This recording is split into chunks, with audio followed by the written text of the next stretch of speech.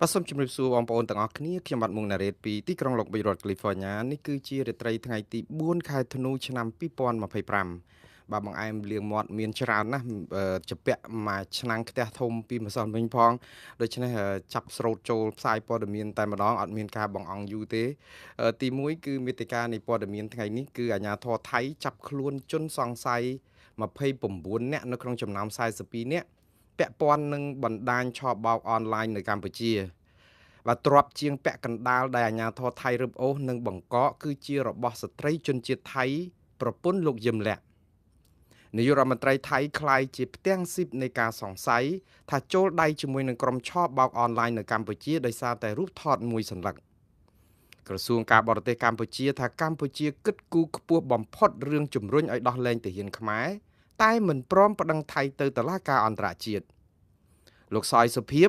លាទៅស្រុកខ្មែរវិញមុនកាលកំណត់ដោយថាបារម្ភពីសុវត្ថិភាពផ្ទាល់ខ្លួននៅអាមេរិកមួងណារ៉េតត្រូវអង្រែហោះរបស់លោកឈុំសេរីសុខុមរឿងរិះគន់ហាមជេរបញ្ចោលគ្នាតាម Facebook រដ្ឋាភិបាលកម្ពុជាគ្រោងបើកឲ្យភ្ញៀវចិនចេញចូលកម្ពុជាដោយសេរីមិនបាច់មានវីសាវប្បធម៌អន្តរាគមន៍នៅតែឆេះងំក្នុងសង្គមខ្មែរ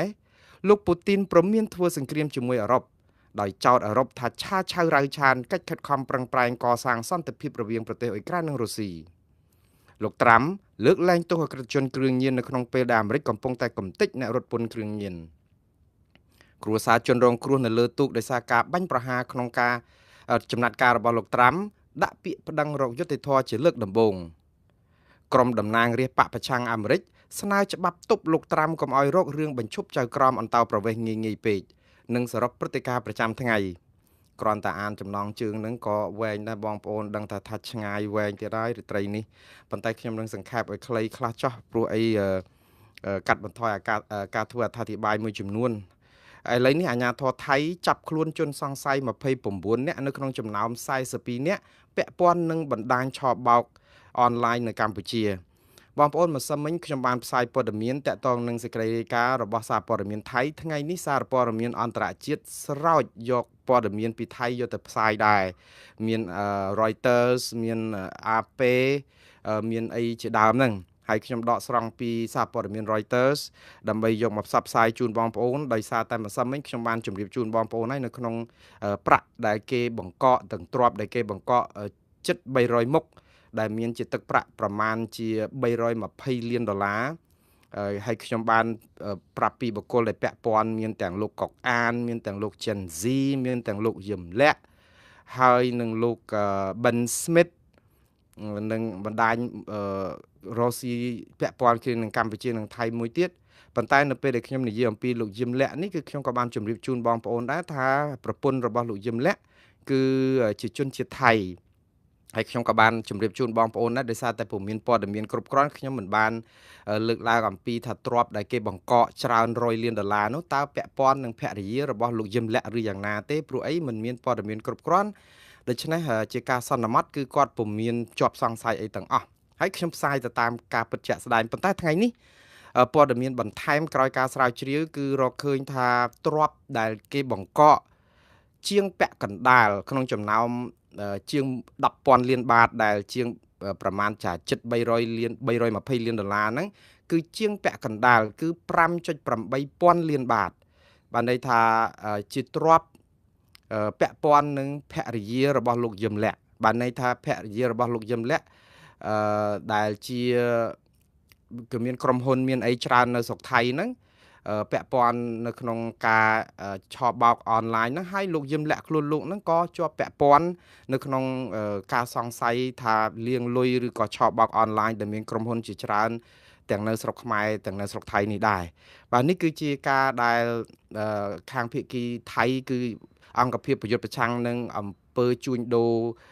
លាងសម្អាតប្រាក់ទេដែលគេរកឃើញដូច្នេះហើយថ្ងៃនេះគឺព័ត៌មានដូចខ្ញុំជម្រាបអញ្ចឹងគឺរកឃើញព័ត៌មានថ្មីបន្ថែមទៀតថាក្នុងចំណោមទ្រព្យដែលគេរឹបអូសហ្នឹងគឺមានគ្រាន់តែទូកទេសចរ yacht មួយហ្នឹងគឺតម្លៃ800លានបាតបើគិតទៅគឺប្រហែលជា25លានដុល្លារដាក់ឈ្មោះភរិយាឬក៏ប្រពន្ធរបស់លោកយឹមលាក់នេះ ដែលជាជនជាតិថៃហ្នឹងហើយក៏មានឈ្មោះប្រពន្ធនិងកូនរបស់លោក Ben Smith ដែលជាទីប្រឹក្សារបស់លោកហ៊ុនសែនប្រធានព្រឹទ្ធសភាកម្ពុជានិងទីប្រឹក្សារបស់មន្ត្រីថ្នាក់ដឹកនាំកម្ពុជាដែរអញ្ចឹងបានន័យថាលោក Ben Smith លោកយឹមលាក់ភរិយាលោកយឹមលាក់កូនប្រពន្ធរបស់លោក Ben Smith និងលោក Gen Z លោកកុកអានគឺមានជាប់ពាក់ព័ន្ធទាំងអស់នៅក្នុងបទល្មើសដែលគេកំពុងតែតាមរកនេះហើយអាជ្ញាធរថៃបានចេញដីកាតាមចាប់ខ្លួនមនុស្សដល់ទៅ42នាក់ឯណោះកាលពីម្សិលមិញប៉ុន្តែគេចាប់បាន29នាក់ហើយ29នាក់ហ្នឹងគឺគេមិនរៀបរាប់ឈ្មោះថាអ្នកណាគេចាប់បានទេនៅសល់13នាក់ទៀតហើយ13នាក់ទៀតហ្នឹងគឺអាជ្ញាធរថៃថាអាចកំពុងតែសម្ងំលាក់ខ្លួននៅប្រទេសកម្ពុជាដូច្នេះយើងអត់ដឹងថា13នាក់ហ្នឹងជាអ្នកណាអាចជាលោកកុកអានអាចជាលោកយឹមលាក់អាចជាភរិយារបស់លោកយឹមលាក់ហើយនឹងលោក Ben Smith នឹងតែម្ដងព្រោះអីហើយអាចនឹងភរិយាលោក Ben Smith នឹងកូនហ្នឹងក៏ថាបានដែរយើងអត់ដឹងព្រោះអីអាជ្ញាធរថៃមិនបានផ្ដល់ព័ត៌មានលម្អិតតកតទៅនឹងរឿងនេះទេព្រោះអាចដែរនៅក្នុងនីតិវិធីស៊ើបអង្កេតបែបនេះគេមិនអាចនឹងបង្ហាញព័ត៌មានដូចថាវាយស្មៅបង្អើលពោះទេហើយបើសិនជាដោយអ្វីដែលអាជ្ញាធរថៃចោទប្រកាន់គឺកម្ពុជាកំពុងតែជាធុងសម្រាមនៃការដាក់ជនសង្ស័យដែលអាចប្រព្រឹត្តបទល្មើសជួញដូរឆបោកនឹងទៀតហើយអញ្ចឹងគេកាយយកមកដាក់ស្រុកខ្មែរអស់ទៀតហើយយើងមើលបងប្អូនពេលដែលមានសម្លាប់លោកលឹមកំយ៉ាភៀណយគេចាប់នៅក្នុងដីខ្មែរទៀតយកទៅកាត់ទោសផ្ដន់ទាទោសជាប់គុកអស់មួយជីវិតអ្នកដែលដៃដល់ជួយឲ្យលុយជួយប្រាប់ថាលោកលឹមកញ្ញាជាណាដើម្បីឲ្យភៀណយបាញ់សម្លាប់បានត្រូវកុំឲ្យខុសមនុស្សនោះគឺមានលោកលីរតនៈរស្មីនិងពេជ្រកំស្រិនកិច្ចខ្លួនមកស្រុកខ្មែរស្ងាត់បាត់ឈឹងកប់នៅក្នុងស្រុកខ្មែរពេលដែលគេចេញដីកាចាប់ខ្លួនអាមេរិកក៏មានដីកាចោទប្រកាន់លោកចិនស៊ីប្រទេសនៅលើពិភពលោកជិត10ដែលគេដាក់ទោសឬក៏បង្កកទ្របលោកចិនស៊ីដែលជាអង្គការហើយមានសញ្ជាតិខ្មែរដែលសុំបានចូលជាសញ្ជាតិខ្មែរនោះហើយជាទីប្រឹក្សារបស់លោកហ៊ុនសែនដែរនោះគេថាលាក់ខ្លួននៅស្រុកខ្មែរក៏ស្ងាត់បាត់ឈឹងអត់មានចំណាត់ការអីសោះឥឡូវសម្រាមយើងនៅនឹង2កភ្លុះនៅហ្នឹងឥឡូវដល់ពេលសម្រាមថែម 4-5 កភ្លុះទៅទៀតលោកយឹមលាក់ដែលជាកូនរបស់លោកយឹមឆៃលីយើងមិនចាត់ទុកថាគាត់មានទោសមានអក្រិតអីទេព្រោះតុលាការអត់ទាន់បានរកឃើញទេគ្រាន់តែជាការចោទប្រកាន់ពីខាងភាគីបរទេសទេហើយនឹងមាននៅក្នុងបញ្ជីខ្មៅរបស់អាមេរិកនិងរដ្ឋាភិបាលជាតិអាមេរិកដាក់បង្កកហ្នឹងគឺមានលោកយឹមលាក់ហើយខ្ញុំជម្រាបម្ដងទៀតលោកយឹមលាក់គឺជាកូនប្រុសពៅរបស់លោកយឹមឆៃលីហើយលោកយឹមឆៃលីគឺជាដងស្នែងជាមួយនឹងលោកហ៊ុនសែនដោយសារតែលោកហ៊ុនម៉ាណីនិងបងស្រីរបស់លោកយឹមលាក់នេះឈ្មោះយឹមឆៃលីននេះគឺជាប្តីប្រពន្ធនឹងគ្នារៀបការជាគូសកលទៅប៉ុន្តែក្រោយមកកាលពីប្រហែលប្រហែលជាអាទិត្យមុនហ្នឹងលោកហ៊ុនម៉ាណីហ្នឹងក៏បានលែងលះឬក៏ថាមិនដឹងអ្នកណាលែងអ្នកណាទេបាទគ្រាន់ថា2អ្នកគាត់ហ្នឹងផ្ដាច់សង្វាស់នឹងគ្នាហើយព្រោះអីឃើញលោកហ៊ុនម៉ាណីទៅរៀបការភរិយាថ្មីដែលមានការចូលរួមពីថ្នាក់ដឹកនាំអីធំឃើញរូបថតគេផ្សាយអញ្ចឹងបាននៅចំណងអាពាហ៍ពិពាហ៍គាត់ដែលមានកូនប្រុសកូនស្រីអីពីមុនហ្នឹងគឺបាននៅផ្ដាច់សង្វាស់ត្រឹមប៉ុណ្ណឹងហើយលោកហ៊ុនម៉ាណីមានភរិយាថ្មីតែយ៉ាងណាចំណងនេះហើយដែលខ្ញុំនិយាយថាលោក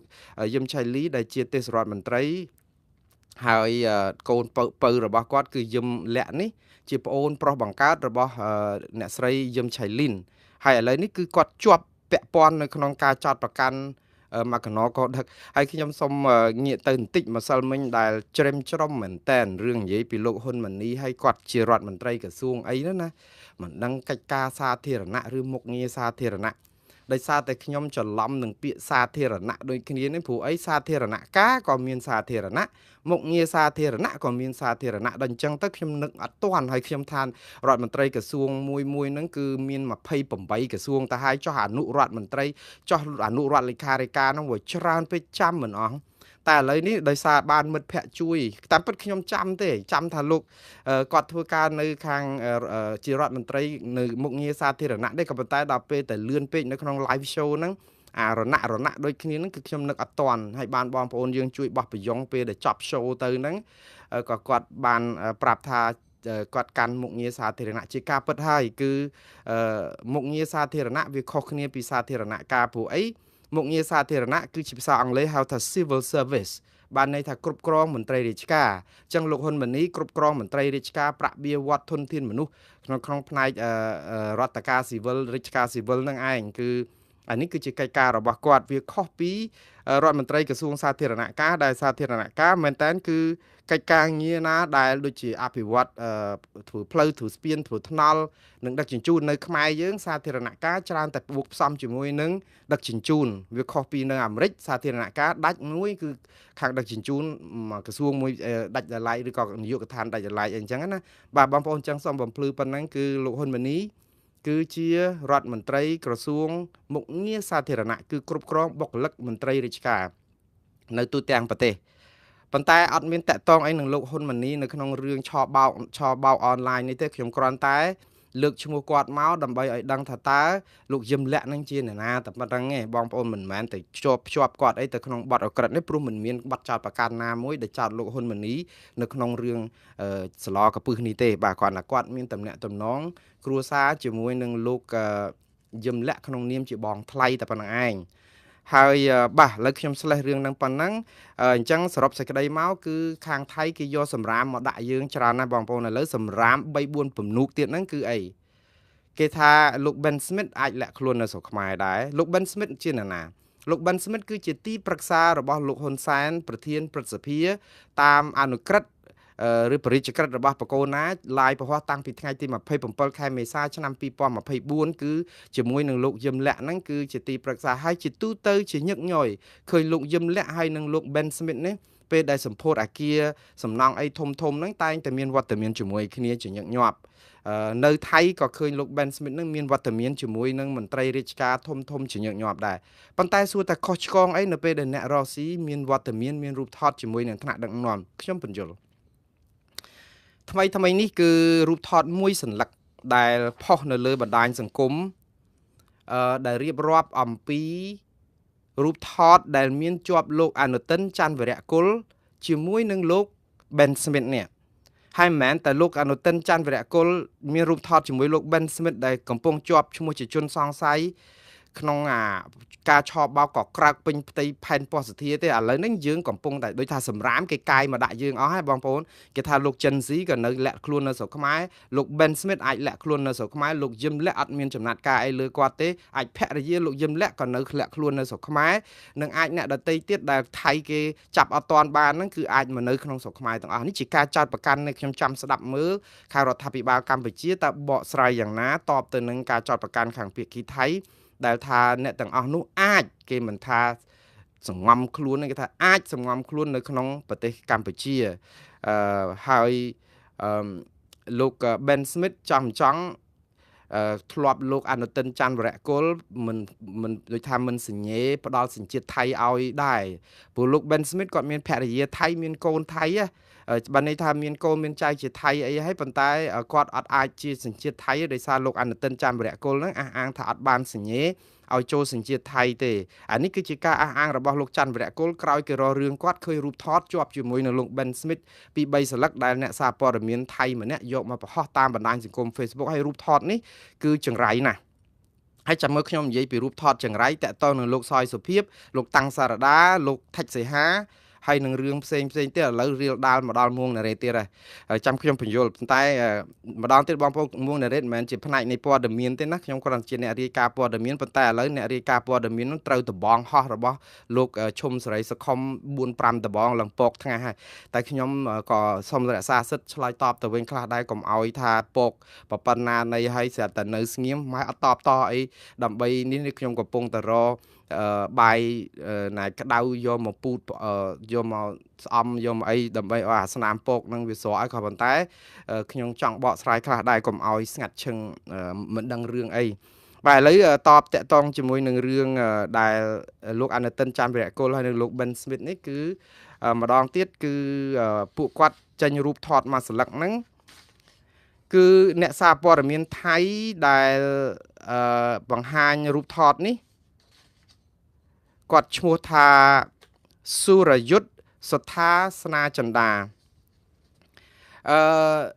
សុរយុទ្ធសថាស្នាចន្ទានេះគឺជានិយាយទៅពិធីករទូរទស្សន៍ដ៏ល្បីរបស់ថៃមួយដែរដល់ពេលគាត់បង្ហាញរូបថតមួយសន្លឹកហ្នឹងគឺមានជាប់ ដូចសឡកពឹសចឹងមានទាំងមន្ត្រីឥឡូវនេះសប្ងៃជាប់អនុរដ្ឋមន្ត្រីក្រសួងហិរញ្ញវត្ថុរបស់ថៃមួយដែរអនុរដ្ឋមន្ត្រីក្រសួងហិរញ្ញវត្ថុរបស់ថៃហ្នឹងគឺជាប់ឈ្មោះ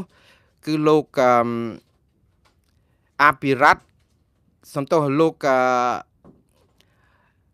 ឯកនេតិឋានប្រប៉ាស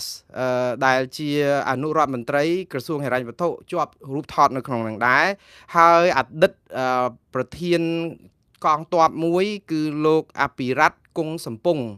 ក៏ជាប់ឈ្មោះនៅក្នុងនឹងដែរហើយសមាជិកប្រសិទ្ធភាពពីមុនមកហ្នឹងគឺលោកអូប៉ាគីតបាឆារយ៉ាងគុណហ្នឹងក៏ជាប់នៅក្នុងនឹងដែរហើយនឹងចុងក្រោយគេគឺ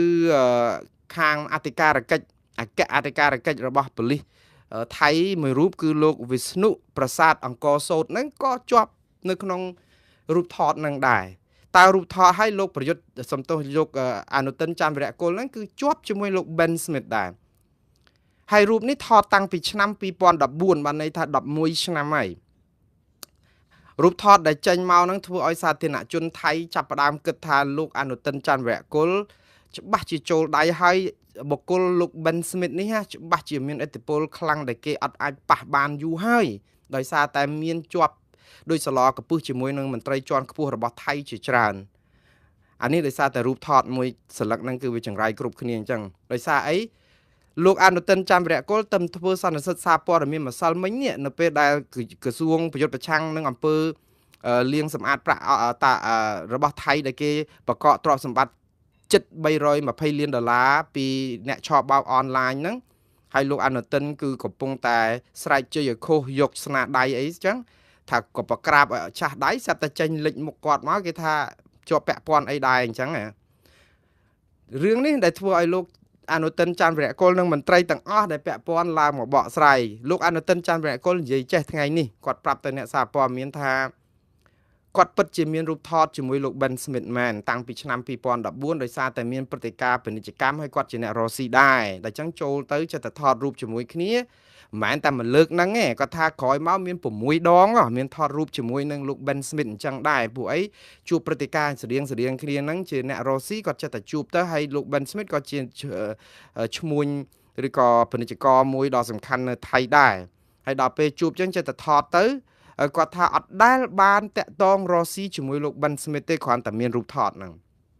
ដូចគ្នាអ្នកដតីទៀតដែលមានក្នុងរូបថតហ្នឹងសុទ្ធតែប្រកែកដូចគ្នាថារូបថតចិត្តថតជាមួយគ្នាទៅគឺឃើញជាអ្នករស៊ីល្បីតែមិនមែនបានន័យថាជាប់រស៊ីជាមួយគេអាហ្នឹងគឺជាការដោះសាររបស់ពួកគាត់អ្នកកសែតសួរទៅលោកអនុទិនច័ន្ទវរៈគុលថាមានអធិបុលអីដែរទេជាមួយនឹងលោក Ben Smith នេះព្រោះអីឃើញរូបថតបែបនេះច្បាស់ជាមានការតាក់ទងគ្នាសម្ងាត់អីណាមួយលោកឆ្លើយដោយខ្លីថាស្គាល់លោកអនុទិនច័ន្ទវរៈគុលស្ដើងពេកហើយភាសានេះយើងធ្លាប់ឮតែនៅស្រុកខ្មែរថាស្គាល់អកលយានស្ដើងកុំជួមួយអកលយានមួយអាណាបានមួយអកលយានអត់បានទេស្គាល់អកលយានស្ដើងពេកហើយគេមិនថាមានស្គាល់ពាក្យស្ដើងពេកគេមានស្គាល់ទឹកលឹកហើយលោកអនុទិនច័ន្ទវរៈគុលឆ្លើយថាស្ដើងពេកហើយបងប្អូនតាមពិតអ្នកណាចោតអីចោតទៅកុំធ្វើឲ្យត្រូវដូចគេចោតដូច្នេះខ្ញុំទុកឲ្យលោកអនុទិនច័ន្ទវរៈគុលនៅសម្អាតសម្រាមនិងភាពសកៈហ្នឹងទៅចង់និយាយថារូបថតមួយសន្លឹកហ្នឹងវាចង្រៃដោយសារតែអ្នកណាម្នាក់មានប្រព្រឹត្តអក្រក់អីចឹងទៅយើងមានរូបថតនៅក្នុងហ្នឹងគឺវាជាប់ហើយជាថ្នាក់ដឹកនាំទៀតជៀសមិនផុតទេព្រោះជាមន្ត្រីសាធារណៈអញ្ចឹងភាសាអង់គ្លេសគេហៅថា guilt by association ប្រែថាមានទោសដោយសារតែជាប់រូបជាមួយគេតើរូបថតមួយសន្លឹកហ្នឹងវាពិតជាមានទោសអញ្ចឹងមែនឯងហើយរឿងនេះគេអាចយកធ្វើបានតែនៅក្នុងបរិបទស្រុកខ្មែរទេយូរកន្លងមកហើយតែគេចង់លៀបពណ៌នរណាម្នាក់នៅក្នុងរឿងរូបថតហ្នឹងគេឃើញតែរូបថតមួយសន្លឹកគឺបានន័យថាអ្នកនោះជាជនបង្កប់អ្នកនោះជាមនុស្សរបស់បកនេះមនុស្សរបស់បកនេះបើបកគណៈបកប្រជាជនកម្ពុជាជួបជាមួយនឹងពួកខាងក្រមប្រឆាំងការបកស្រាយខុសគ្នាក្រមប្រឆាំងនឹងអាចនិយាយថាគេទិញគណៈបកប្រជាជនមកបានសកម្មជននឹងដើម្បីយកមកធ្វើការឲ្យគេប៉ុន្តែបើគណៈបកប្រឆាំងទៅជួបជាមួយនឹងឈរជាមួយនឹងលោកហ៊ុនម៉ាណែតឬក៏លោកសយសុភាពគឺបានន័យថាយើងខ្លាយទៅជាគិញរបស់ គណៈបកកាន់អំណាចឬក៏ជាមនុស្សរបស់គណៈបកកាន់អំណាចមួយរំពេចអញ្ចឹងបានអាការថតរូបហ្នឹងពេលខ្លះហ្នឹងគឺថាពិបាកមែនតើអាមិត្តភាពឬការស្គាល់គ្នាហ្នឹងគឺល្អៀសខ្លួនបើចំពោះខ្ញុំវិញពេលទៅថតរូបអីជាមួយសាធារណជនទូទៅគេសុំ selfie អីខ្ញុំថាកុំឲ្យមានបញ្ហាអីព្រោះខ្ញុំអត់អីទេប៉ុន្តែខ្លាចតែបងប្អូនថតរូបខ្ញុំទៅខ្លាចតែមានទុកដល់ខ្លួនអីព្រោះអីខ្ញុំដឹងហើយរដ្ឋាភិបាលកម្ពុជាជាពិសេសឃោសនិករបស់រដ្ឋាភិបាលកម្ពុជាហ្នឹងគឺគាត់មានគំនិតផ្សេងអញ្ចឹងគាត់ចេះតែគិតថាយើងជាមនុស្សដែលរំខានយាយីដល់អាការប្រព្រឹត្តអំពើផ្ដេសផ្ដាសរដ្ឋាភិបាលគេអត់សូវចូលចិត្តយើងអញ្ចឹងអ្នកណាខ្សែគប់ជាមួយខ្ញុំច្រើនតែរងទុកដោយសារខ្លួនឯងអញ្ចឹងមកខ្ញុំប្រាប់ថាបើថតរូបជាមួយខ្ញុំអត់បញ្ហាអីទេប៉ុន្តែបង្ហាញទៅសាធារណៈប្រយ័ត្នមានទុកដល់ខ្លួនខ្ញុំសុំនិយាយប្រាប់យកតែប៉ុនទេព្រោះខ្ញុំអត់អីទេតែសម្រាប់គេខ្ញុំខ្លាចបារម្ភប៉ុន្តែឥឡូវរូបថតនេះអារឿងភាពចង្រៃនៃរូបថតនេះឥឡូវកើតឡើងផ្ទួនគ្នាលោកថាច់សីហាប្រធានសមាគមខ្មែរនៅ North Carolina ដែលមិនត្រឹមតែមានរូបថតអត់មានរូបថតទេប៉ុន្តែទទួលលោកសយសុភាពឲ្យមកសម្រាប់ទទួលទានអាហារពីយប់នៅផ្ទះរបស់លោកហើយជូនទៅកន្លែងផ្សេងនៅ North Carolina ក្នុងនាមជាអ្នកស្គាល់គ្នារាប់អានធម្មតាត្រូវគេសម្ពងតឹងរ៉ែជេរបច្តិចប្រាសាគ្រប់បែបយ៉ាងដល់ពេលក្រោយមកឥឡូវចេញលោកតាំងសារដាទៀតបាទលោកតាំងសារដាហ្នឹងក៏សម្ោចក្នុងខោសម្បើមដែរប្រហែលជាលោកដឹងថាយូរនឹងឆាប់គេក្នុងតែនឹងដឹងថាលោកក៏ជាអ្នកដែលស្គាល់លោកសយសុភាពជាមិត្តភក្តិជាអីអញ្ចឹងដែរអញ្ចឹងទៅកុំឲ្យរ៉ែឡើងតន់នឹងអឺតក្បាលឲ្យគេបាញ់រ៉ែហើយបដ ாய் ទៅអញ្ចឹងទៅលោកក៏បានផ្សាយរូបថតមួយសន្លឹករូបលោកសយសុភាពដែលគៀកស្មាគ្នាហ្នឹង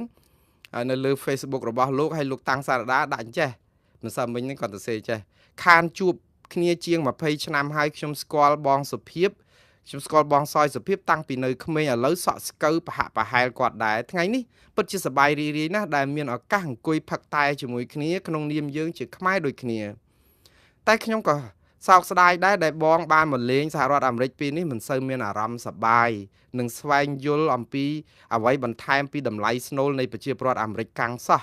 រូបភាពដ៏កម្រនេះបើជនខលខូចឬជនពីលណាចង់លៀបពណ៌សូមអញ្ជើញទៅចោះតែសូមកុំប្រើពាក្យគំរាមកំហែងបានហើយ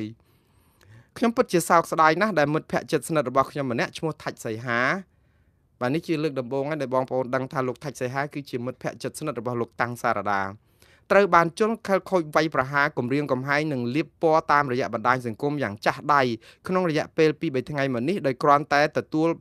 ផ្ដល់អាហារនិងស្នាក់នៅដល់បងសយសុភាពតែប៉ុណ្ណោះអំពើលាបពណ៌ដ៏ស្មោកគ្រោកនិងការគំរាមកំហែងទាំងនេះត្រូវបានបញ្ចប់គួរតែត្រូវបញ្ឈប់លោកតាំងសារដាហើយនៅមិននៅហេតុអីក៏លោកយកជាប់ភ្នៅមកត្បៀតឃ្លៀកលោកថាច់សីហាហ្នឹងក៏តែអញ្ចឹងនៅមិននៅយកជាប់ភ្នៅមកត្បៀតឃ្លៀកតែនិយាយឲ្យស្មោះត្រង់ទាំងលោកថាច់សីហាទាំងលោកតាំងសារដាលោកគ្មានកំហុសអីទេនៅក្នុងការដែលប្រស្រ័យតាក់ទងស្និទ្ធស្នាលជាមួយអ្នកណាក៏នេះទៅព្រោះអីនៅក្នុងសង្គមខ្មែរយើងបើយើងជាខ្មែរដូចគ្នាអាតំណាក់តំណងគ្រួសារវាមិនអីទេប៉ុន្តែវាចង្រៃត្រង់ថាលោកសយសុភាពហ្នឹងគាត់មិនមែនជាអ្នកដែលគេស្វាគមន៍ជាការពិតឲ្យមនុស្សគណៈបកប្រជាជនស្វាគមន៍គាត់ដៃ10ហើយប៉ុន្តែដល់ពេលមនុស្សគណៈបកប្រឆាំងដូចលោកថាច់សីហាមនុស្សគណៈបកនៃសារព័ត៌មានឯករាជ្យ Cambodia Daily ដែលជាវាយប្រហាររិះគន់រដ្ឋាភិបាលឥតសំចៃមាត់អីអញ្ចឹងដល់ពេលទៅទទួលលោកសយសុភាពដែលជាមនុស្សដែលគេទាំងអស់គ្នាយល់ទេលោកសយសុភាពថាខ្លួនលោកមិនមែនជាសកម្មជនគណៈបកប្រជាជនទេប៉ុន្តែលោកត្រូវបានគេយល់ស្របគ្រប់គ្នាថាជាមនុស្សរបស់គណៈបកប្រជាជនជា mouthpiece ជាសេករបស់គណៈបកប្រជាជនដល់អញ្ចឹងគេគិតថាអ្នកទាំងពីរដែលមានឧត្តមគតិមនសិការការពារស្រឡាញ់ប្រជាពលរដ្ឋស្រឡាញ់ប្រជាធិបតេយ្យហេតុអីបានជាស្វាគមន៍លោកសយសុភាពឥឡូវខ្ញុំសូមបកស្រាយបន្តិចពីរឿងភាពខុសគ្នាពីរវាងការស្វាគមន៍ក្នុងនាមជាមិត្តភក្តិជាអ្នករាប់អានគ្នានិងការស្វាគមន៍ក្នុងនាមជាអ្នកដែលមាននិន្នាការនយោបាយដូចគ្នាដូច្នេះខ្ញុំអាចយល់បានថាលោកតាំងសារដាទាំងលោកថាច់សីហាអាចនឹងបកស្រាយអំពីទំនាក់ទំនងដែលស្គាល់គ្នាក្នុងនាមជាបងប្អូនជាមិត្តភក្តិជាអីការរាប់អានគ្នាគឺមិនខុសទេជាសិលធម៌យើងរាប់អានគ្នាហើយគាត់បកស្រាយអញ្ចឹងមែនហើយ ក៏ប៉ុន្តែបើនៅក្នុងឆាកនយោបាយវិញប្រជាពលរដ្ឋគិតថារូបថតមួយសន្លឹកនេះអា Guild by Association នេះការដែលខ្សែគប់ហើយមានរូបថតហ្នឹងគឺគេថាយើងជាមនុស្សតែមួយដល់អញ្ចឹងទៅវាប្រះចាកនឹងអាដាមគតិមនសិការរបស់យើងអញ្ចឹងគេជេរនៅពេលដែលគេជេរបតិចបដាសាគេជេរអីជេរទៅកុំធ្វើត្រូវឲ្យដូចគេជេរប៉ុន្តែនៅក្នុងសង្គមសប្តាហ៍នេះគឺជាសង្គមរបៀប AI សង្គម Gen Z សង្គមព័ត៌មានបំពល់ពេញទឹកពេញដីយើងជៀសមិនផុតពីគេជេរទេអញ្ចឹងហើយដើម្បីឲ្យធ្វើឲ្យស្ថានភាពនឹងវាកាត់បន្ថយការជេរគឺកាត់បន្ថយការប្រស្រ័យតាក់ទងគ្នានៅក្នុងជាសាធារណៈដើម្បីឲ្យបងប្អូនដែលមាននៃការនយោបាយខុសគ្នាហ្នឹងគាត់កុំឲ្យទោមនិញប៉ុន្តែមិនឲ្យកាត់ផ្ដាច់មនោសញ្ចេតនានៃការគោរពរាប់អាននិយាយគ្នាតាមទូរស័ព្ទទេគ្រាន់តែថាជាលក្ខណៈនយោបាយនៅក្រៅអញ្ចឹងកាត់បន្ថយឲ្យច្រើនទៅដើម្បីកុំឲ្យវាចង្រៃខ្ញុំមិនថាលោកសយសុភាពចង្រៃទេខ្ញុំថាអាគំនិតនយោបាយមួយចំនួនវាចង្រៃដែលធ្វើឲ្យបងប្អូនហ្នឹងចេះតែមួម៉ៅខឹងហើយដល់ខឹងអត់មានវិធីអីគឺជួនកាលគេជេរលោកតាំងសារដាឬក៏ជេរលោកថាច់សីហាខ្ញុំជឿថាមិនមែនជាការជេរស្អប់គុំគួនទេជេរដោយការខកចិត្តព្រោះមនុស្សច្រើនណាស់ដែលលក់ក្បាលឲ្យគណៈបកប្រជាជនដែលជាលលករបស់គេដែលជាអនុក្នុងដែលជាគិញអញ្ចឹងអ្នកតស៊ូប្រជាធិបតេយ្យគ្នាបាក់ទឹកចិត្តខកចិត្តខ្លាំងណាស់ឲ្យតិចតិចចោះចូលតិចតិចមានអ្នកណាមកតាក់លលកអីអញ្ចឹងទៅដូចជាជំងឺនេះគេហៅថាជំងឺ paranoid ជំងឺបាក់ស្បាតស្មារតីជំងឺមិនទុកចិត្តគ្នាឯងណាហើយជំងឺទាំងអស់នេះមិនមែនបង្កើតឡើងក្នុងគណៈបកប្រឆាំងទេគឺជាជំងឺដែលបង្កើតឡើងដោយគណៈបកកណ្ដាលអំណាចគឺគណៈបកប្រជាជនកម្ពុជាដែលនាំគ្នាធ្វើអញ្ចឹងទៅយកទៅចោះចូលទៅអ្នកជេរប្រសាចបតិចបដាសាដូចនារីម្នាក់ដែលនៅកាណាដានោះជេរលោកហ៊ុនសែនថាសិតឆ្កែឆ្មាអីសពបែបយ៉ាងមិនអោនដល់បាតជើងទេគោរពតែបងប្អូនឪពុកម្ដាយដល់ហើយស្រាប់តែជូតបាតជើងជូតម្រាមជើងអីឲ្យលោកហ៊ុនសែនអានេះដែលធ្វើឲ្យបងប្អូនដែលស្រឡាញ់ប្រជាធិបតេយ្យគាត់ខកចិត្តហើយដល់ពេលខកចិត្តវាទៅជាជំងឺបងប្អូនជំងឺបាក់ស្បាតផ្លូវចិត្តហើយមួម៉ៅដល់អញ្ចឹងទៅកំហឹងហ្នឹងចេញតាមការជេរបន្តិចអញ្ចឹងហើយខ្លាចដែលគេមកតាក់បានគេមកលួចបានអីអញ្ចឹងទៀតទៅតាមពិតអ្វីដែលពួកគាត់ជេរស្ដីហ្នឹងបើតាមខ្ញុំមើលបើទោះបីជាខុសក្រមសីលធម៌ក៏ដោយតែវាជាការដែលដាស់តឿនប្រាប់ថាពួកគាត់ស្រឡាញ់លោកតាំងសារដាពួកគាត់ស្រឡាញ់លោកថាច់សីហាដែលជាមនុស្សដែលប្រឆាំងហើយអត់ចង់ឲ្យបាត់បង់មនុស្សទាំងអស់នេះទៅតាមការតាក់ទាញរបស់គណៈបកប្រជាជនបើទោះបីជាអស់លោកដូចលោកតាំងសារដាលោកថាច់សីហាបញ្ជាក់ប្រាប់ថាស្នេហាជាតិមិនលុះក្រោមឥទ្ធិពលឲ្យគេទិញបានអីក៏ដោយប៉ុន្តែប្រជាពលរដ្ឋគាត់បាក់ស្បាតនឹងអាការដែលតាក់លលកអីអញ្ចឹងណាដូច្នេះរឿងមានពីរសំណូមពររបស់ខ្ញុំហើយថ្ងៃនេះត្រូវរ៉េរបស់បងសេរីសខុមយ៉ាងចាស់ដៃខ្ញុំលោកឈុនសេរីសខុមនៅ North Carolina ខ្ញុំនិយាយទៅគោរពគាត់ដូចជាឪពុករបស់ខ្ញុំហើយអាយុគាត់ហ្នឹងស្ទើរតែបងឪពុករបស់ខ្ញុំទៅទៀតគាត់ជេរបតិចបដាសាគេប្រហែលថ្ងៃនេះក៏ជេរលោកថាច់សីហាផងជេរលោកសយសុភាពផងអីសពបែបយ៉ាងហើយថ្ងៃមុនហ្នឹងខ្ញុំមិនមែនជាព័ត៌មានទេហើយខ្ញុំទៅឃើញវីដេអូហ្នឹងបងប្អូនផ្ញើ share មកឲ្យខ្ញុំថាលោកមួងណារ៉េតត្រូវរ៉េរបស់លោកឈុំសេរីសខុមពកក្បាលដែរហើយគាត់ជេរខ្ញុំសិតតាដេរឆានខ្ញុំមិនទៅខឹងអីគាត់ទេព្រោះគាត់ស្មើឪពុករបស់ខ្ញុំហាក់បីដូចជាអាណិតគាត់ទៅវិញអាណិតនេះក្នុងន័យថាចោះហេតុអីបានជាលោកសេរីសខុមវ័យប៉ុណ្ណេះហើយលោកអត់សុំសិលសុំធွာអីខ្លះទេលោកឃើញថាទៅពហិទៅអីញឹកញាប់ដែរចោះហេតុអីក៏ខ្ញុំថាខ្ញុំរកបន្ទោសលោកសេរីសខុមអត់បានដែរព្រោះអីអញ្ចេះលោកខឹងអារឿងលោកថាច់សីហាឲ្យលោកសយសុភាពស្នាក់នៅផ្ទះអីអញ្ចឹងហើយនឹងឥឡូវមកខឹងលោកតាំងសារដាដែលមានរូបថតជាមួយលោកសយសុភាពអីអញ្ចឹងទៀតគាត់ជេរទាំងអស់គាត់ខឹងគាត់ជេរអូយជេរសាហាវណាខ្ញុំមុតស្រួចមែនតើខ្ញុំ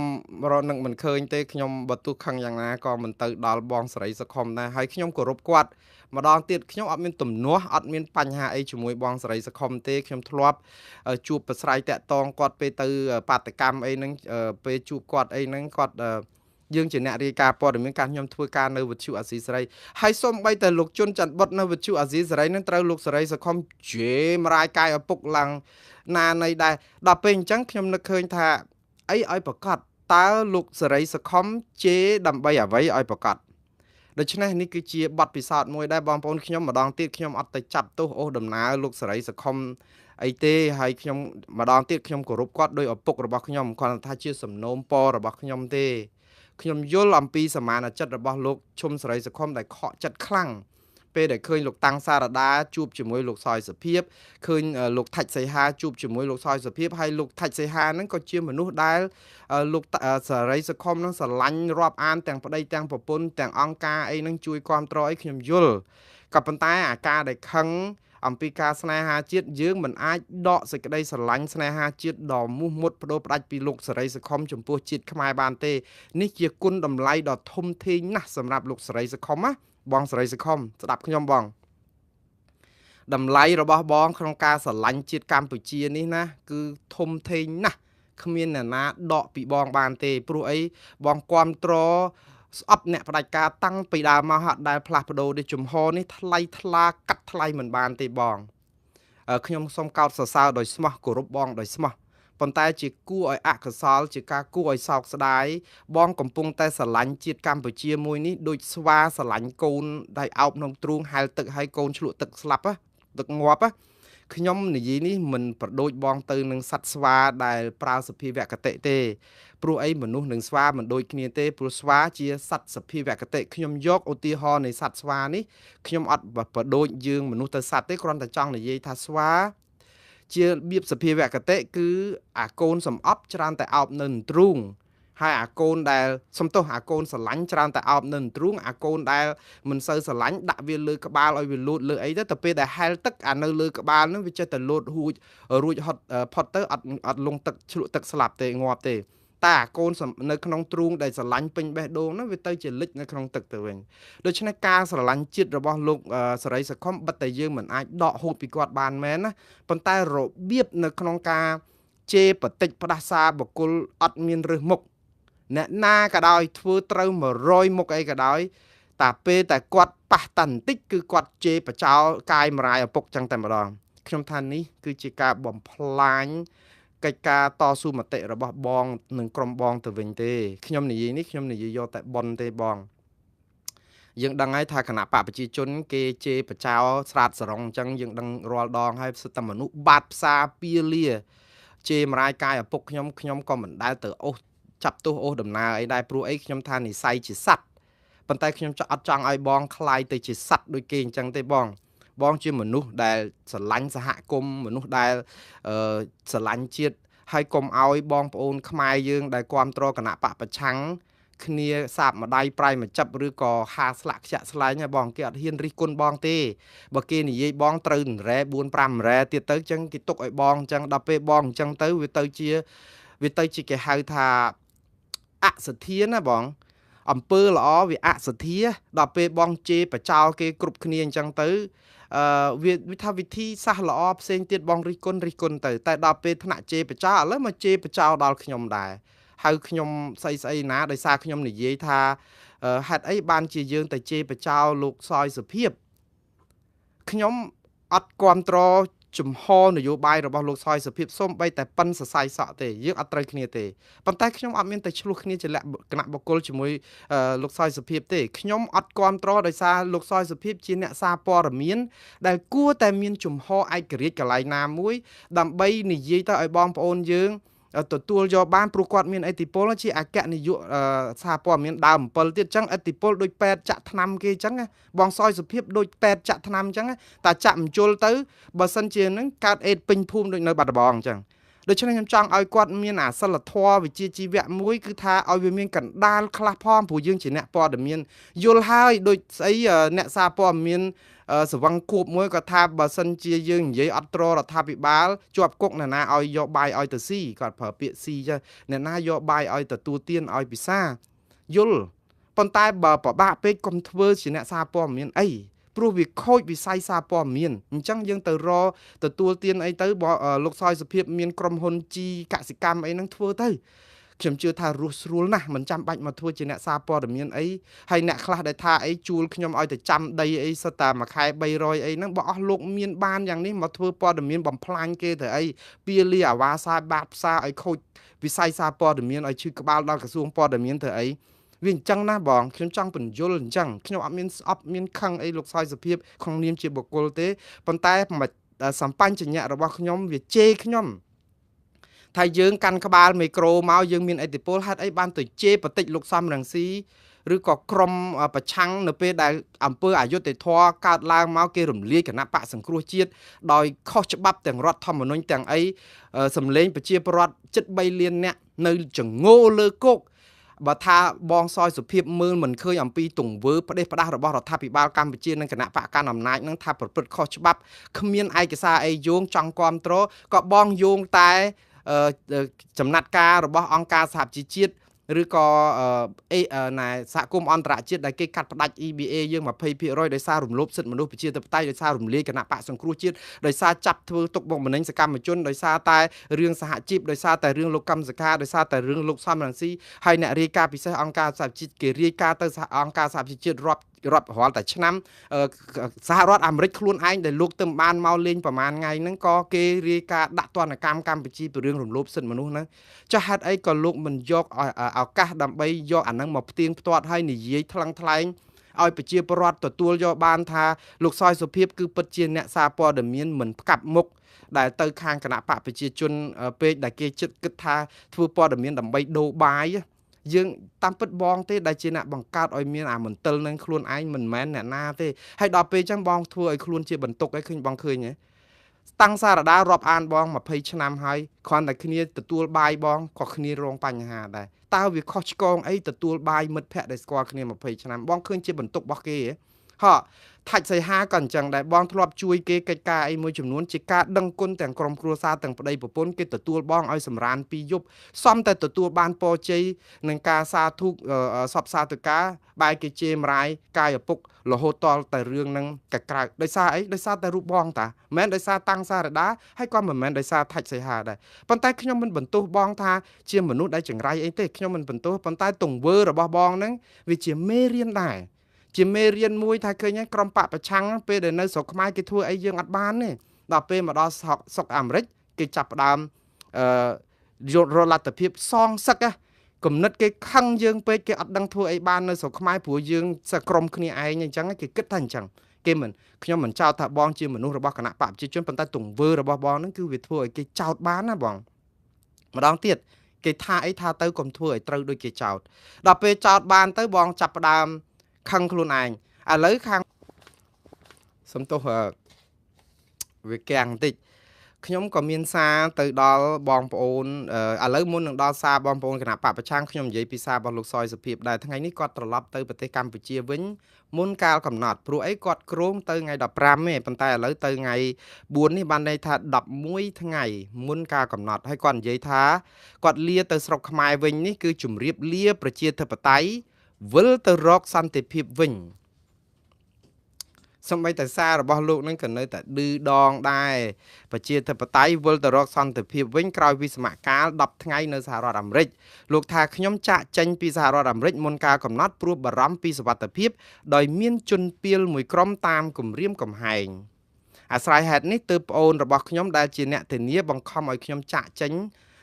ដោយម្ដាយនិងភរិយានឹងចាក់ចេញតាមកាលកំណត់ចឹងបានន័យគាត់ទៅមុនទុកឲ្យម្ដាយនិងភរិយាទៅថ្ងៃទី15បានវិលទៅប្រទេសកម្ពុជាវិញ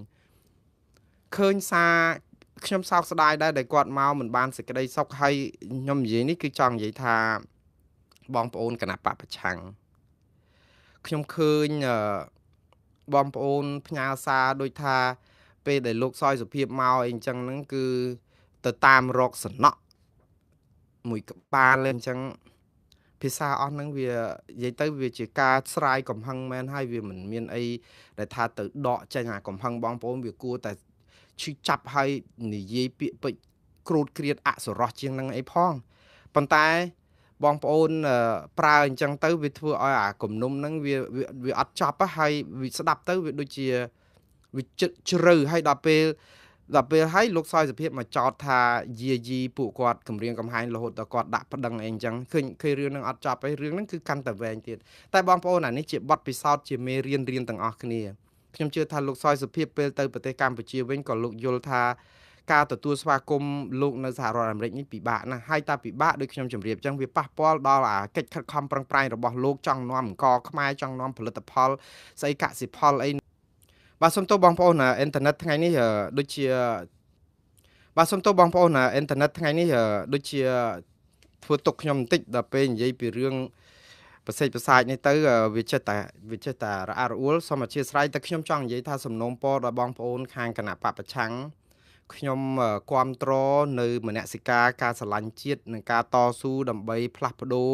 ឲ្យមានជាប្រជាធិបតេយ្យមានសិទ្ធិមនុស្សមានអីត្រឹមត្រូវនៅប្រទេសកម្ពុជាខ្ញុំគោរពនៅគណោបការៈនិងគេហៅមនសិការនេះណាប៉ុន្តែបងប្អូនក៏គួរតែកាត់បន្ថយអារិភាពរបៀបដូចថាយើងផ្លូវទៅធ្វើយើងធ្វើឲ្យប៉ុន្តែកន្លែងមួយចំនួនគឺយើងរកវិធីដូចថាផ្លូវកណ្ដាលហ្នឹងឲ្យបានច្រើនការនិយាយស្ដីអីហ្នឹងគឺយើងកាត់បន្ថយការជេរបតិចគ្នាខ្ញុំយល់ថាបងប្អូនខឹងអ្នកដែលគ្រប់គ្រងគណៈបព្វជិជនប៉ុន្តែយើងរកវិធីណាមួយឲ្យមានសិលធម៌ឲ្យច្រើនជាងហ្នឹងព្រោះអីយើងកំពុងតែធ្វើឲ្យប្រជាពលរដ្ឋខ្មែរជ្រើសរើសរវាងអ្នកដែលបាតផ្សារពៀលាពៀលដែលជាឃោសនិករបស់គណៈបព្វជិជនហើយនិងគណៈបព្វប្រឆាំងដែលជាទីសង្ឃឹមរបស់ពួកគេប៉ុន្តែបើទីសង្ឃឹមនឹងប្រកបដោយសកម្មជនសុទ្ធតែមកជេរបតិចផ្ដាសាដូចជាបងសង្ឃឹមដូចអីអញ្ចឹងតើឲ្យគាត់សង្ឃឹមអីណាសង្ឃឹមលើឆន្ទៈមនសិការស្រឡាញ់ជាតិល្អហើយវាជារឿងធំធេងហើយប៉ុន្តែហេតុអីក៏យើងមិនដូចថាអូសទូកកុំឲ្យល្អានចាប់ត្រីបានកុំឲ្យល្អទឹករកវិធីណាថ្លៃថ្នូរសិលធម៌ទៅយើងនៅតែអាចនិយាយបានទេខ្មែរយើងមានគុណធម៌សិលធម៌ណាស់វិធីដោះស្រាយបញ្ហាមានច្រើនបែបហើយបើឆ្កែខំកុំខំឆ្កែបើយើងខំឆ្កែយើងឆ្កែដែរហើយបងប្អូនអញ្ចឹងកុំទៅ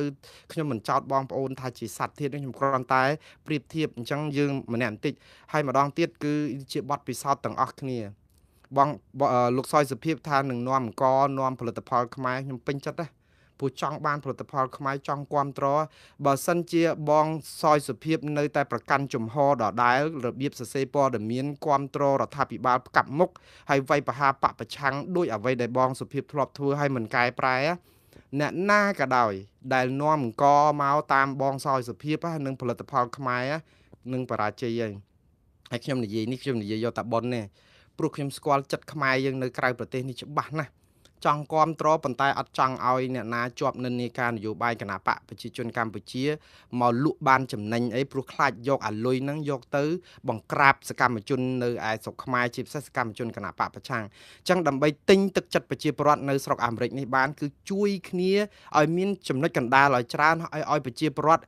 ស្រឡាញ់យើងហើយឲ្យហ៊ានរិះគន់រដ្ឋាភិបាលខ្លះផងកន្លែងណាធ្វើខុសវាមិនដែលគេមើលឃើញ100ខុសហើយយើងមើលទៅឃើញត្រូវទាំង100ទេលោកសយសុភាពក៏ដឹងខ្លួនឯងដែរ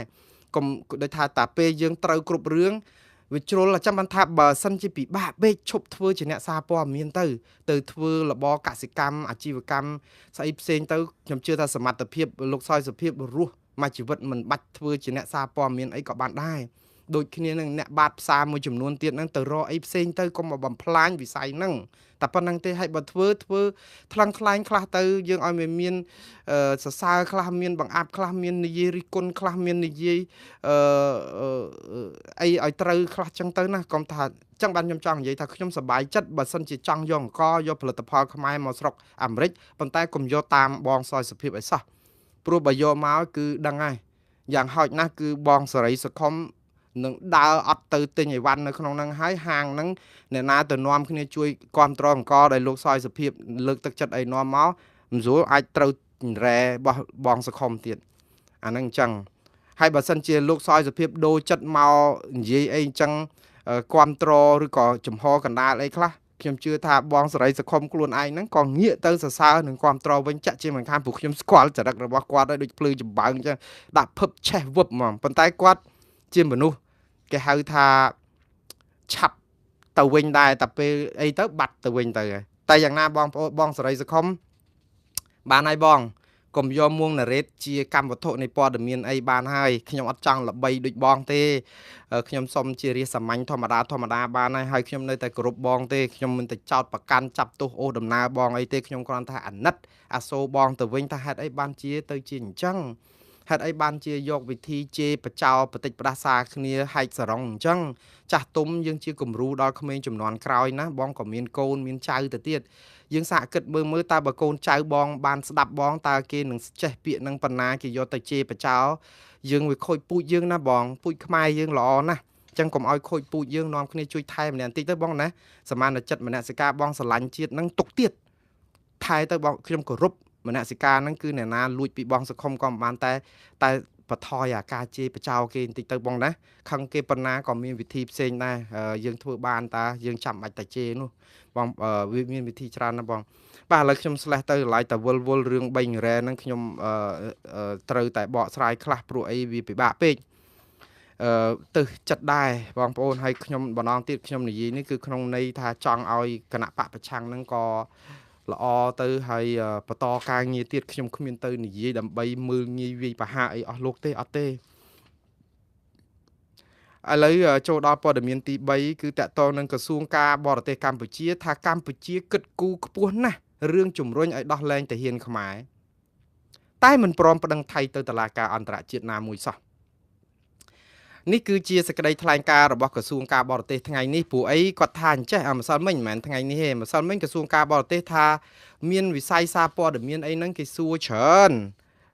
តាក់ទងនឹងការដែលបន្តឃុំខ្លួនទាហានខ្មែរហ្នឹងឥឡូវគាត់ដាក់អញ្ចេះសេចក្តីថ្លែងការណ៍ចុះថ្ងៃទី3ខែធ្នូគាត់ថាដើម្បីឆ្លើយតបទៅនឹងការសាកសួរពីសំណាក់ប្រព័ន្ធផ្សព្វផ្សាយនិងសាធារណជនជាច្រើនស្ដីពីស្ថានភាពយោធិនខ្មែរចំនួន18រូបដែលប្រទេសថៃកំពុងបន្តឃុំឃាំងខ្លួននោះអ្នកនាំពាក្យក្រសួងការបរទេសនិងសហប្រតិបត្តិការអន្តរជាតិសូមផ្ដល់ព័ត៌មានបច្ចុប្បន្នភាពដូចតទៅអស់រយៈពេល127ថ្ងៃហើយគិតចាប់តាំងពីយោធិនទាំង18រូបត្រូវបានចាប់ខ្លួនដោយខុសច្បាប់កាលពីថ្ងៃទី29ខែកក្កដាដូចគ្នានេះដែរគឺអស់រយៈពេល127ថ្ងៃហើយដែលរដ្ឋាភិបាលកម្ពុជាបន្តខិតខំប្រឹងប្រែងឥតស្រាកស្រានដើម្បីជំរុញយុទ្ធនាការដោះលែងយោធិនរបស់យើងទាំងអស់នេះតាមគ្រប់មធ្យោបាយការទូតដែលអាចធ្វើទៅបានរួមទាំងការតាក់ទងផ្ទាល់ជាមួយប្រទេសថៃការពិគ្រោះយោបល់ជាមួយមេដឹកនាំក្នុងតំបន់និងអន្តរជាតិការសម្របសម្រួលជាមួយអង្គការអន្តរជាតិដែលពាក់ព័ន្ធគណៈកម្មការកាកបាទក្រហមអន្តរជាតិដែលរដ្ឋាភិបាលបានបន្តតាក់ទងធ្វើការជាមួយយ៉ាងជិតស្និទ្ធតាំងពីដំបូងមកក៏បានផ្ដល់ការគាំទ្រតាមទូនីតិរបស់ខ្លួនក្នុងការធានាឲ្យយោធិនរបស់យើងកំពុងស្ថិតក្នុងការឃុំខ្លួននោះបានទទួលនូវការគោរពសិទ្ធិស្របតាមច្បាប់មនុស្សធម៌អន្តរជាតិហើយក្រុមគ្រួសារទាំងអស់គ្នាក៏បានទទួលដំណឹងពីសុខទុក្ខរបស់ពួកគាត់ជាប់ជាប្រចាំដែរគណៈកម្មាធិការកាកបាទក្រហមអន្តរជាតិក៏បានបញ្ជាក់ពីការត្រៀមខ្លួនគាំទ្រធ្វើមាតុភូមិនិវត្តយោធិនទាំងអស់ផងដែរមានតែប៉ុណ្្នឹងបងប្អូនក្រសួងការបរទេសយើងគឺមានតែយកដុតដៃដុតចឹងប៉ុន្តែតាហ៊ានយើងគេចាប់ដោយខុសច្បាប់ជាចំណាប់ខ្មាំងហេតុអីមិនដាក់ពាក្យប្តឹងទៅតុលាការយុត្តិធម៌អន្តរជាតិឬក៏អយន្តការតុលាការណាមួយធ្វើត្រូវហើយ127ថ្ងៃខ្ញុំសូមសរសើររដ្ឋាភិបាលកម្ពុជាទាំងក្រសួងការពារជាតិផ្ញើសាររាល់ថ្ងៃដាក់ទៅថ្ងៃនេះថ្ងៃ126ថ្ងៃនេះថ្ងៃ127តាំងថ្ងៃទី1មកមិនបោះបង់មិនទាត់ចោលគិតគូរចុះហេតុអីក៏មិនដាក់ប្តឹងខ្ញុំកំពុងតែឆ្ងល់តែប៉ុណ្្នឹងទេតែខ្ញុំដឹងថាគាត់ធ្វើហើយប៉ុន្តែរឿងប្តឹងហ្នឹងគឺអត់ប្តឹងគេចាប់យើងដោយខុសច្បាប់ជាចំណាប់ខ្មាំងចុះហេតុអីក៏មិនប្តឹងថៃបាទបងប្អូនទៅសួរក្រសួងការបរទេសគេសួរថារឿងហ្នឹងក៏អត់ដឹងថាណាគេដែលសួរក្រសួងការបរទេសទេថាហេតុអីក៏មិនប្តឹងថៃទេមកទៅអ្នកសារព័ត៌មានហ្នឹងសូមជួយផ្ញើសំណួរហ្នឹងទៅពួកគាត់ផងហេតុអីបានជាមិនប្តឹងថៃបើថៃចាប់ខ្លួនទាហានយើងដោយខុសច្បាប់បាទឥឡូវនេះគឺសូមស្លេះរឿងហ្នឹងប៉ុណ្ណឹងហើយអូជាពាក់ច្រើនណាស់បងប្អូនអើយរឿងវីសា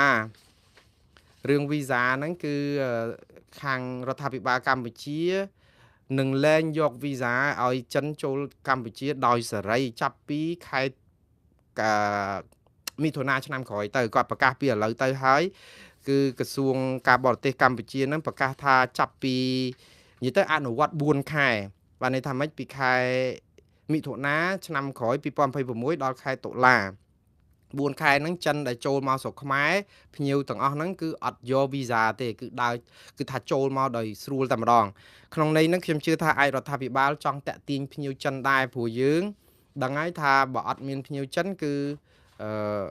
វាសេដ្ឋកិច្ចយើងក៏លំបាកដែរព្រោះភ្ញៀវបរទេសណាក៏មិនបានទៅប្រទេសកម្ពុជាទៀតដែរដោយសារតែរឿងបញ្ហាព្រំដែនបញ្ហាផ្សេងអីហ្នឹងដែលកើតឡើងហើយដូច្នេះ នេះគឺជាយន្តការរបស់រដ្ឋាភិបាលនៅក្នុងការបើកជើងមេឃឲ្យចិនចូលមកដោយសេរីដោយមិនចាំបាច់មានវីសាជាការល្អដើម្បីលើកទឹកចិត្តឲ្យមានភ្ញៀវចិនមកហើយក៏ប៉ុន្តែមានបងប្អូនមួយចំនួនខ្វល់ថាការលើកមុនមានវីសាមានអីមកអាម៉េចនៅបកបញ្ហារឿងចិនរឿងអនឡាញហ្នឹងសុទ្ធតាក់ទងចិនទាំងអស់បង្កបញ្ហាបំពុលទុកប្រជាពលរដ្ឋខ្មែរនឹងរហូតដល់ឥឡូវដោះស្រាយអត់ទាន់បានផងព្រោះមជ្ឈមណ្ឌលជួញដូរឆបោកអនឡាញហ្នឹងពាក់ព័ន្ធរឿងចិនហ្នឹងស្ទើរតែ90%ហើយចុះឥឡូវទៅឯណាមកទៀតចឹងដូចទឹកបាក់ទំនប់ចឹងកំពុងអាបារម្ភអីចឹងទៅបងប្អូនយើងមិនទៅខាត់ខាំងរដ្ឋាភិបាលអីអានេះជាការសម្រេចរបស់គេហើយសង្ឃឹមថាជាការដែលលើកទឹកចិត្តឲ្យមានភ្ញៀវទេសចរចូលសំទោសនេះខ្ញុំថាក្រសួងការបរទេសនោះមិនមែនទេគឺជាក្រសួងទេសចរទេដែលផ្សាយគេហៅថាការដាក់ឲ្យអនុវត្តសាកល្បងលើកលែងទិដ្ឋាការសម្រាប់ភ្ញៀវទេសចរចិនឆ្នាំ2026នោះបាទឥឡូវនេះតាមពិតទៅវីសាហ្នឹងវាមិនអស់ថ្លៃអីប្រហែលដូចវីសាអាមេរិកអីទេបើសិនជាមិនចាំបាច់បើកទៅទេឲ្យ free ហ្នឹងក៏ចិនបើចង់មកលេងហ្នឹងមកបានស្រួលតែដូចតែធម្មតាហ្នឹងបាទព័ត៌មានបន្តទៀតគឺខ្ញុំផ្សាយពីព័ត៌មានពីអាមេរិកទៅម្ដងបងប្អូនព្រោះជាពាក់ច្រើនពេកតាក់ទងនឹងរឿងលោកVladimir Putin គាត់ពមមានអឺរ៉ុបថានឹងធ្វើសង្គ្រាមជាមួយនឹងអឺរ៉ុបដោយសារតែការបន្តរាវឆានឆាឆៅកិច្ចខំប្រឹងប្រែងរបស់រុស្ស៊ីនិងអ៊ុយក្រែនក្នុងការកសាងសន្តិភាពឲ្យមានបទឈប់បាញ់អឺរ៉ុបខ្លាំងមែនតើហ៊ានគម្រាមសំទោសរុស្ស៊ីខ្លាំងមែនតើហ៊ានគម្រាមអឺរ៉ុបធ្វើសង្គ្រាមជាមួយប្រទេសអឺរ៉ុបណាមួយក៏បានថាណាក៏បានដែរចូលមកបើចង់ថាអញ្ចឹងណាហើយក្នុងន័យនេះគឺគាត់ចង់និយាយថាកុំលូកដៃតាមពិត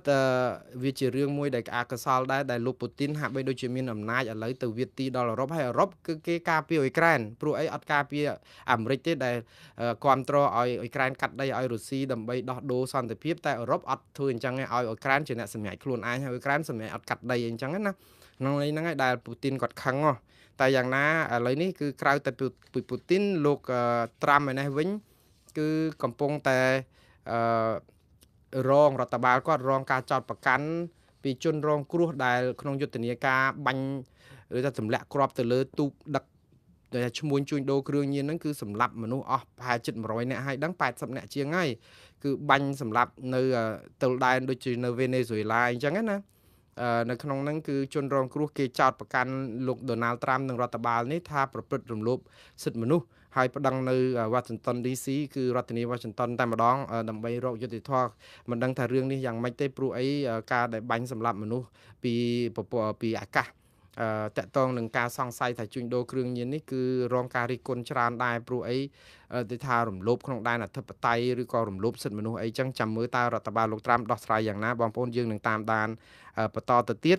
ហើយព័ត៌មានបន្តមួយទៀតនេះគឺតកតងនឹងគណៈបកប្រឆាំងរបស់សហរដ្ឋអាមេរិកគឺក្រមប្រជាធិបតេយ្យមានតំណាងរាស្ត្រគាត់កំពុងតែដាក់ធ្វើសេចក្តីស្នើច្បាប់ទប់រដ្ឋបាលលោកត្រាំកុំឲ្យបណ្ដេញចៅក្រមអន្តោប្រវេសន៍លឿនឬផុយដូចដកស្ពៃពេកបាទនេះដោយសារតែមួយរយៈកន្លងមកនេះគឺរដ្ឋបាលលោកត្រាំនឹងបញ្ជាឲ្យដកចៅក្រមអន្តោប្រវេសន៍ច្រើនមែនទែនដែលធ្វើឲ្យចៅក្រមថ្មីចូលមកហ្នឹងហាក់បីដូចជាកាចចង់និយាយចេះមកដែលដាក់គ្រប់គ្រងគណៈបកសាធារណរដ្ឋរបស់លោកត្រាំហ្នឹងដែលចូលជំនួសហ្នឹងដូរខាងចៅក្រមដែលភាគច្រើនជាចៅក្រមដែលជាកូតារបស់គណៈបកប្រជាធិបតេយ្យអីចឹងឬក៏អ្នកដែលគ្រប់គ្រងជនអន្តោប្រវេសន៍ដកដូចស្ពៃដែលចឹងទៅធ្វើឲ្យមានការរំលោភបំពានសិទ្ធិសេរីភាពរបស់ជនអន្តោប្រវេសន៍ច្រើនអញ្ចឹងតំណាងរាស្ត្រយ៉ាងហោចណាស់ពីររូបរបស់គណៈបកប្រជាធិបតេយ្យនឹងបានដាក់សេចក្តីស្នើច្បាប់នេះហើយមិនដឹងថាបានផលយ៉ាងណាយើងចាំមើលតទៅទៀតព្រោះអីសភាជាន់ទាបក៏លោកត្រាំគ្រប់គ្រងសភាជាន់ខ្ពស់គឺប្រសិទ្ធភាពក៏លោកត្រាំគ្រប់គ្រងសម័យនេះគេរៀងពិបាកបន្តិចដោយសារតែសម្លេងហ្នឹងវាលើសលប់នៅទាំងសភាទាំងពីរថ្នាក់ណាបងប្អូនអញ្ចឹងមានព័ត៌មានអីថ្មីខ្ញុំនឹងបន្តជម្រាបជូនបងប្អូនបន្ថែមទៀតតែយ៉ាងណានៅសល់ព័ត៌មានចុងក្រោយពីរទៀតគឺតកតងនឹងរឿងវប្បធម៌អន្តរាគមនៅតែឆេះងុំក្នុងសង្គមខ្មែរបាទនេះគឺជាការបិទបញ្ចប់ព័ត៌មានថ្ងៃនេះតាមពិតទៅយកបង្អែមខ្មែរយកមកបិទនៅចុងក្រោយនោះវាមិនសមទេតែដោយសាររឿងវាច្រើនពេកច្បោកច្បល់គ្នាអញ្ចឹងខ្ញុំក៏យកមកផ្សាយទៅហើយតែពាក់ព័ន្ធគ្នាទាំងអស់ចឹងបញ្ចប់នេះគឺខ្ញុំនិយាយថាវប្បធម៌អន្តរាគមនៅតែឆេះងុំក្នុងសង្គមខ្មែរនេះខ្ញុំចង់ លើកឡើងពីចំណុចមួយដែលថាមកដល់ពេលនេះហេតុអីបានជាសង្គមខ្មែរនៅតែដឹកនាំរបៀបដឹកនាំរដ្ឋបែបអាណាធិបតេយ្យបែបនេះដដែលខ្ញុំនិយាយអំពីវប្បធម៌អន្តរាគមន៍នៅឆេះងុំក្នុងសង្គមខ្មែរហ្នឹងគឺជាករណីរបស់លោកតាន់កឹមសួរហើយនឹងលោកផែងវណ្ណៈដែលថ្មីនេះបងប្អូនបានដឹងហើយណារឿងនេះតាមពិតវាគួរតែចប់ទៅហើយប៉ុន្តែវានៅរៀលដាលច្រើនទៀតដោយសារតែលោកតាន់កឹមសួរនឹងចាប់ផ្ដើមវាយប្រហារប្រមាថការទៀនខ្ញុំមិនមែនជាអ្នកដែលជាគេហៅថាព័ត៌មានទេប៉ុន្តែវាយប្រហារបែបនេះគឺខ្ញុំគាត់ថាជាសិលធម៌ចង់អប់រំណែនាំព្រៀនប្រដៅគាត់ខ្លះដែរព្រោះខ្ញុំនិយាយទៅលោកតាន់កឹមសួរនេះអាយុមិនច្រើនទេប្រហែលជាអាយុប្រហែលកូនប្រុសច្បងរបស់ខ្ញុំទេដូច្នេះក្មេងណាស់ហើយខ្ញុំអត់ចង់ឲ្យក្មេងដែលជាទំពាំងស្នងរស័យទៅស្អុយលលួយបែបនេះខ្ញុំចង់តែដាស់តឿនអប់រំហើយខ្ញុំនិយាយបែបនេះគឺដោយសារអីប្រជាពលរដ្ឋច្រើនណាស់រិះគន់តាក់ទងនឹងអន្តរាគមមិនរករកប៉ូលីសឬក៏យន្តការច្បាប់ណាហើយបែរទៅជារកអន្តរាគមពីថ្នាក់លើបងប្អូនមានចាំទេនៅពេលដែលលោកតាន់កឹមសួរមានបញ្ហាមួយតាក់ទងនឹងការប្រយុទ្ធប្រឆាំងបាត់ល្មើសព្រៃឈើគឺខ្ទាស់គ្នាសម្ដីជាមួយនឹងអាជ្ញាធរកងរាជអាវុធហត្ថជាពិសេសនៅខេត្តកញ្ចេះរហូតតតែមានរឿងនឹងកើតឡើងផ្ទុះទៅក៏មានសុំអន្តរាគមពីលោកផែងវណ្ណៈពេលដែលលោកផែងវណ្ណៈចូលខ្លួនមកគឺចាប់ផ្ដើមបរិហាឬក៏ជេរបតិចមេ PM មួយនៅខេត្តកញ្ចេះខ្ញុំមិនបាននិយាយថាមេ PM នឹងជាមនុស្សស្អាតស្អំយ៉ាងណាទេខ្ញុំគ្រាន់តែនិយាយថាបញ្ហាគឺនៅពេលដែលមានបញ្ហាពេលលោកកឹមសួរមានបញ្ហាគឺយកលោកផែងវណ្ណៈមកកាងហើយលោកផៃវណ្ណៈហ្នឹងនៅពេលដែលជេរបតិចមន្ត្រីកងរាជអាវុធហត្ថហ្នឹងធ្វើឲ្យកងរាជអាវុធហត្ថនៅផ្ទៃប្រទេសហ្នឹងចាប់ផ្ដើមស្រោចគ្នាចេញលិខិតថ្កោលទោសអីឡាក់នឹងឡាក់អីចឹងទៅរហូតដល់ចុងក្រោយផ្សះផ្សាគ្នាសន្យាលុបវីដេអូលុបអីឈប់ជេរបតិចឈប់អីចឹងឡាក់នឹងឡាក់ហើយដល់ពេលហើយអាបាត់ល្មើសតកតនឹងការដែលជាកម្មវត្ថុនៃអារឿងដែលកើតឡើងហ្នឹងគឺវាទៅស្ងាត់បាត់ជើងតែវាទៅដោះស្រាយតែជាបុគ្គលគាត់ថារឿងដោះស្រាយបុគ្គលមានចំណុចអាក្រក់ពីរទី1គឺវប្បធម៌អន្តរាគមចាស់បើមានរឿងដូចលោកតានកឹមសួរមានរឿងអីជាមួយនឹងអាជ្ញាធរបញ្ហាជាក់ស្ដែងហេតុអីបានជាត្រូវទៅពឹងលើលោកផៃវណ្ណៈដើម្បីឲ្យមកអន្តរាគមហើយមកអន្តរាគមហេតុអីចោះប៉ូលីសទៅឯណាចោះក្រសួងយុតិធធម៌នៅឯណាចោះតឡាការនៅឯណាចោះស្ថាប័នពាក់ព័ន្ធនៅក្នុងការដោះស្រាយបញ្ហានៅឯណាហេតុអីបានជាយករឿងបុគ្គលត្រូវរើគ្នាសុំកលុំគ្នាហើយស្រាប់តែចប់រឿងអស់មានហត្ថលេខាចោះ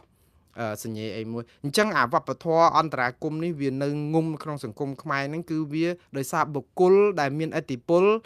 ហើយធ្វើអីប្រទេសផ្ដាស់អញ្ចឹងណាដែលអញ្ចឹងទៅវាជារូបភាពអាក្រក់មែនតើដែលមិនអាចឲ្យរដ្ឋាភិបាលដែលដឹកនាំក្រោមលោកហ៊ុនម៉ាណែតនេះនឹងធ្វើឲ្យប្រជាពលរដ្ឋទុកចិត្តទាល់តែសោះហើយនេះគឺជាការបំបាក់សេចក្តីទុកចិត្តរបស់ប្រជាពលរដ្ឋលើប្រព័ន្ធដឹកនាំរដ្ឋហើយដែលបំផ្លាញគឺបំផ្លាញដោយក្រុមឃោសនិករបស់រដ្ឋាភិបាលចាំបើខ្ញុំប្រាប់ឲ្យថាអស់លោកទាំងនេះសិតតែអ្នកហែកស្លឹកឆ្នោតគណៈបកប្រជាជននឹងបំផ្លាញការជឿទុកចិត្តរបស់រដ្ឋាភិបាលបើទោះបីជា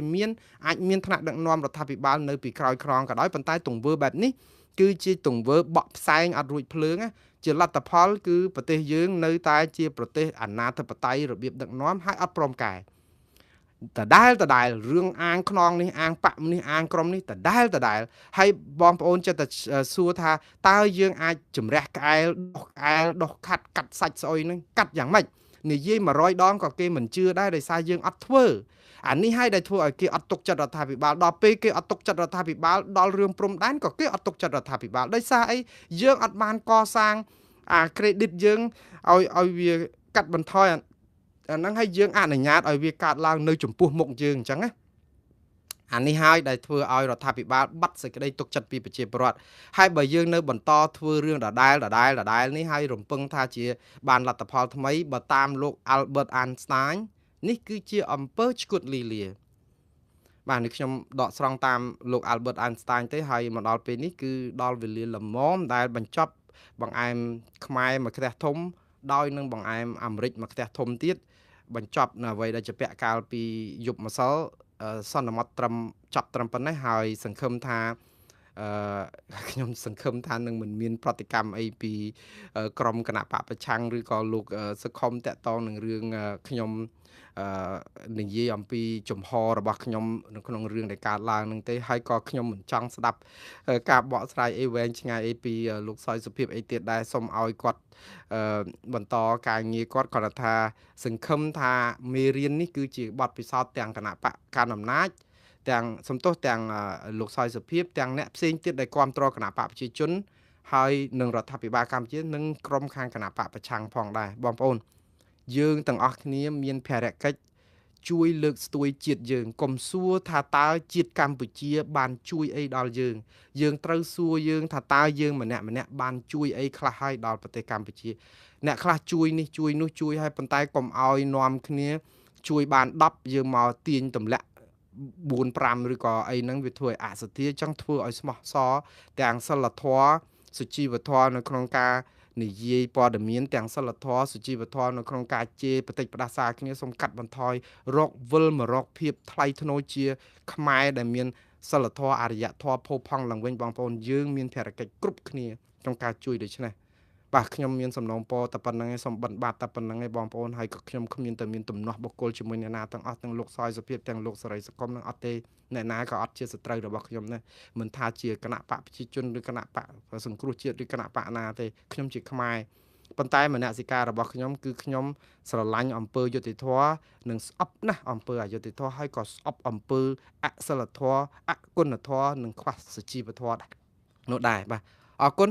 សូមជម្រាបលារាត្រីសួស្តីបងប្អូននៅប្រទេសកម្ពុជាអរុនសួស្តីបងប្អូននៅទីក្រុងឡុងបិចនិងទីផ្សេងដែលថ្ងៃរះបាទសូមអរគុណច្រើនសូមជម្រាបលា